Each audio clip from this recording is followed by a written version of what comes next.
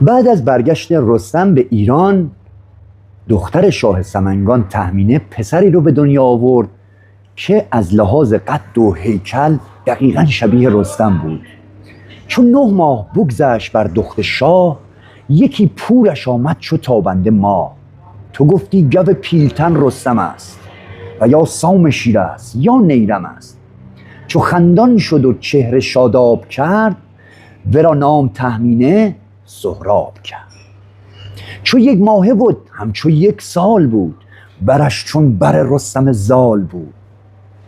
چو 3 ساله شد ساز میدان گرفت، به 5م دل شیرمردان گرفت. چو 10 ساله شد زان زمین کس نبود، که یار است با او نبرد آزمود. سهراب 10 سالش که شد، هیچ کسی دیگه زورش به اون نمیرسید. سهراب تو 10 سالگی دیگه رقیبی برای خودش نمیدید. توی کوچه خیابون با هر کسی که کشتی میگرفت اونو شکست میداد. یک روز سهراب اومد پیش مادرش. بر مادر آمد بپرسید از اوی، بدو گفت گستاخ با من بگوی. که من چون ز همشیرگان برترم، همی با سمان اندر آید سرم. ز تخم کیم و از کدام این گهر، چه گویم چو پرسد کسی از پدر.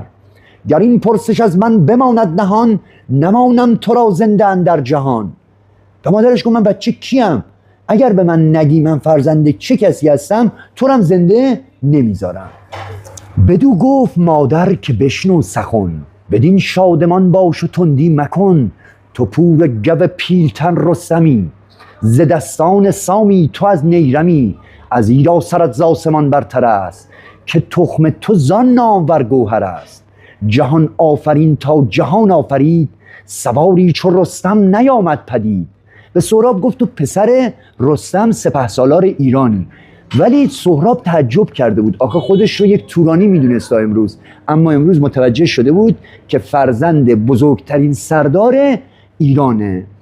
مادرش چند تا کیسه زر رو براش آورد و جلوش گذاشت که اینا رو پدرش رستم براش فرستاده بود. یکی نامه از رستم جنگجوی، بیاورد و بنمود پنهان به او. 3 یاقوت رخشان به 3 مهر زر، از ایران فرستاده بودش پدر. بدو گفت افراسیاب این سخن، نباید که داند ز سر تا به بن.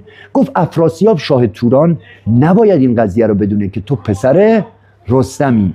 از طرفی اگر پدرت رستم هم بفهمه تو اینقدر بزرگ شدی، میاد تو رو از پیش من میبره و دل مادرت برات تنگ میشه. پدر گر شناسد که تو زین نشان، شدستی سرافراز و گردن کشان.